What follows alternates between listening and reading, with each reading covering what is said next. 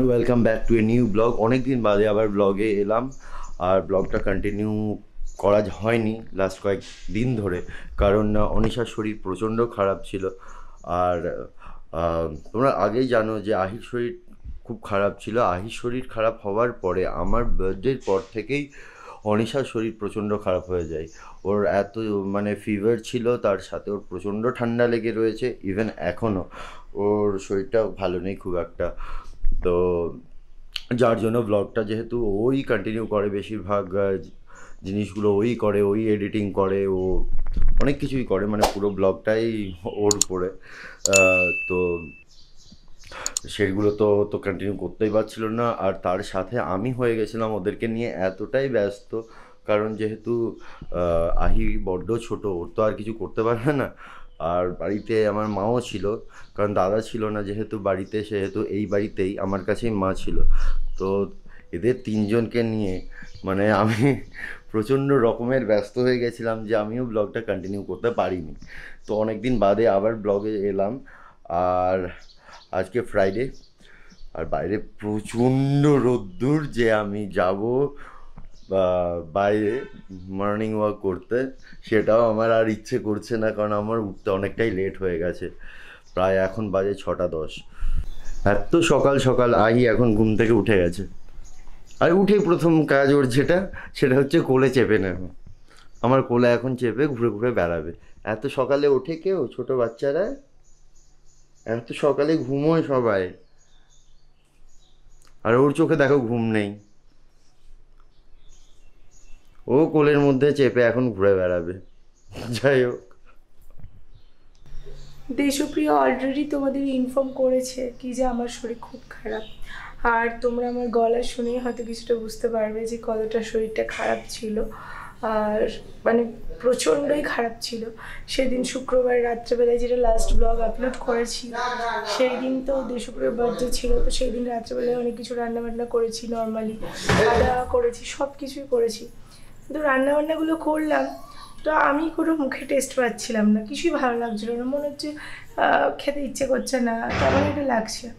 তো দেশপ্রিয় আমাকে বললো তুমি আসলে সারাদিন রান্না করেছো, আর দেশপ্রিয় বলছে খুব ভালো হয়েছে, রান্নাগুলো খুব ভালো হয়েছে, কিন্তু আমি কিছু ভালো লাগছে না খেতে।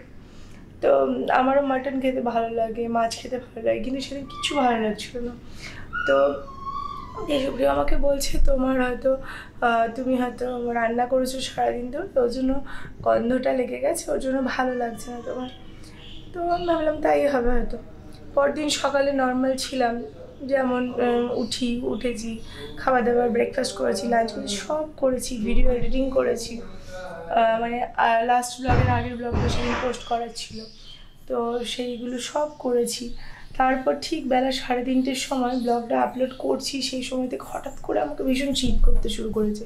আর মনে হচ্ছে ভীষণ পেন হচ্ছে, কোমর থেকে পা পর্যন্ত প্রচণ্ড পেন হচ্ছে। কী হলো, এতক্ষণ বসে বসে কি এডিটিং করছি বলে কীরকম পেনটা হচ্ছে, কিন্তু এটা তো আমি রেগুলার করি। তো যাই হোক, এরকমই ভাবছিলাম। তারপর হঠাৎ করে এত শীত করছে যে এই গরমের মধ্যে আমি 2টো চাদর নিয়েও আমার শীত কমছে না। দেশপ্রিয়কে বলছে তুমি ফ্যান বন্ধ করে দাও, আমাকে প্রচণ্ড শীত করছে। তো এই তো পড়লাম জ্বরে সেই শনিবার থেকে আজকে হচ্ছে শুক্রবার, এখনও আমার এই অবস্থা গলার। আর মাঝে তো কয়েকদিন কথা বলাই বন্ধ হয়ে গেছিলো, পুরো পুরো কেমনই একটা গলা হয়ে গেছিলো, পুরো ইশারা করে দেখাচ্ছিল।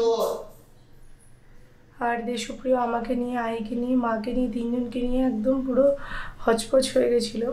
তিনজনেই অসুস্থ, মায়েরও তো যেন হাতের ওই অবস্থা, হাত ভেঙে আছে। তারপর আহি ছোট, তারপর আমি বিছানায়, যা আমাদের গেল লাস্ট 1 সপ্তাহ, কি বলবো। তো আজকে শুক্রবার, এই ওর হাতে কয়েন আছে, মুখে না দিও না, মুখে দিয়ে দেবে না, দিও না, অন্য কিছু দাও।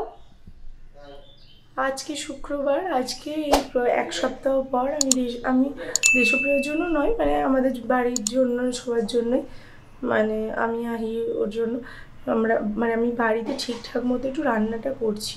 মাছ ছিল ফ্রিজে, সেই মাছের ঝোল বানাচ্ছি, আর আহির জন্য ডাল। আর বেশি কিছু করার আমার ক্ষমতা নেই। দেশপ্রিয় বললে এইটুকুটা দিয়ে কাজ চালিয়ে দাও আজকে। আর এই লাস্ট কয়েকদিন ধরে দিদি দিয়েছে, কাকিমা দিয়েছে, এই করে আমার দিন কেটেছে। টুকটাক হয়তো দেশপ্রিয় কিছু করে নিয়েছে।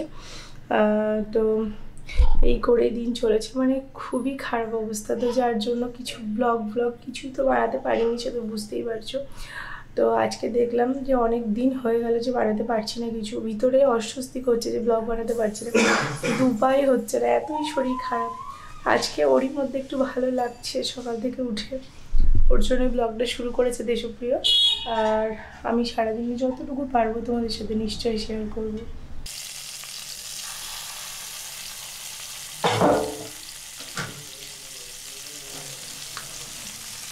আর কি বলো, মায়ের যদি শরীর খারাপ হয় তো সবচেয়ে বেশি কষ্ট হয় বাচ্চার, কারণ আমার থেকে ওকে দূরে রাখছে আর ও সেটা মেনে নিতে পারছে না।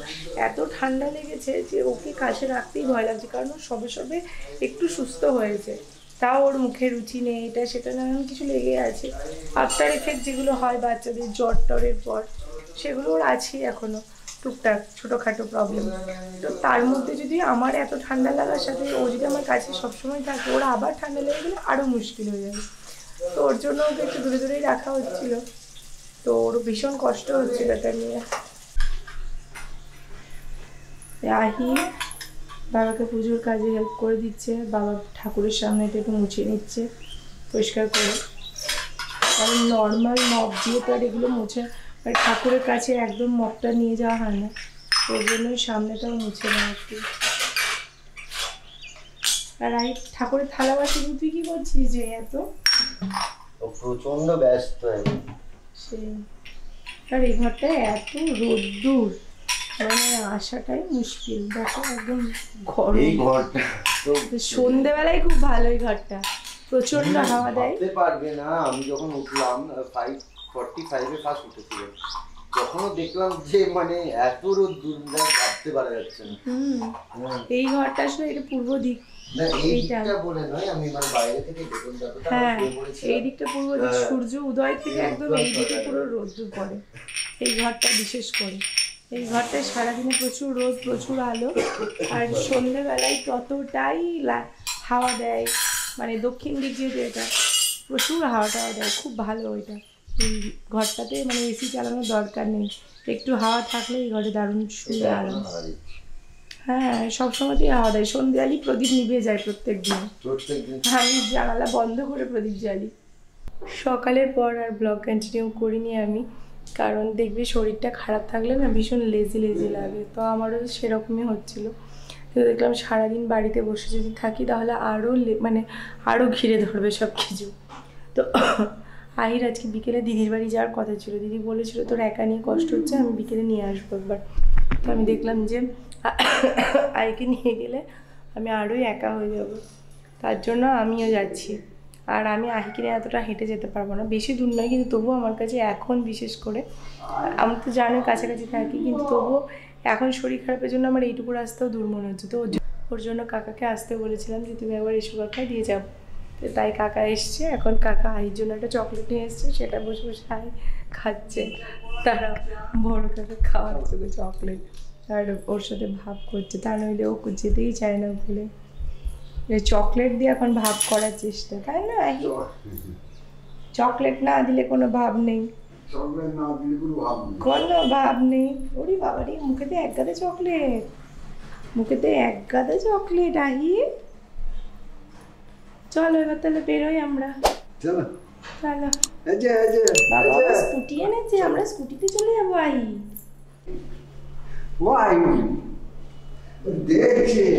হ্যাঁ, কিন্তু বুঝতে পারছে না কি যে আমি আইউরি কয়, এই না আইউরি, এই দেখ দেখ চকলেট দেবে, চকলেট দেখ, যাও যাও যাও দাদা করে যাও।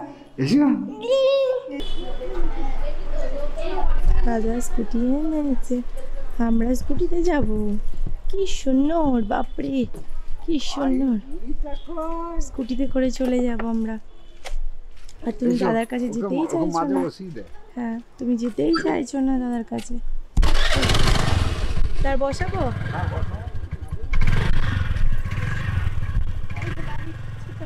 ভয়ে দাঁড়িয়ে পড়ছে। চলো চলো দেখো, বলো দেখো কে এসেছে, দেখো কে এসেছে, দেখো এই যে আইবুড়িটা দেখছি কে এসেছে? কে এসছে দেখো, দেখো কে এসছে। চলো চলো চলো চলো, যা কি হলো? আবার নিচ্ছি। যা আবার এলা এলা এলা চকলেট নাও, চকলেট নাও তাহলে বুঝবে। চকলেট দিয়ে কাছে টানার চেষ্টা। বাবানি চকলেটে কি অবস্থা দেখো। যা ঢুকে গেল গোপালের কাছে।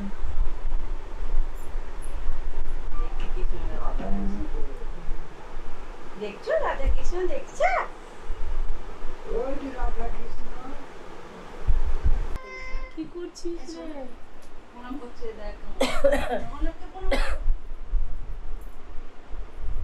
এটা জবুদাটা, এটা জবুদাটা। হ্যাঁ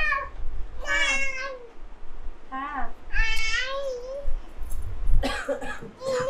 ওই যা এলো ভালোভাবে, যাচ্ছে কাঁদতে কাঁদতে। ঘুমের নেশা আবার? হ্যাঁ চল, আর কাঁদতে হবে না বাবা, চল যেও তোমরা সব।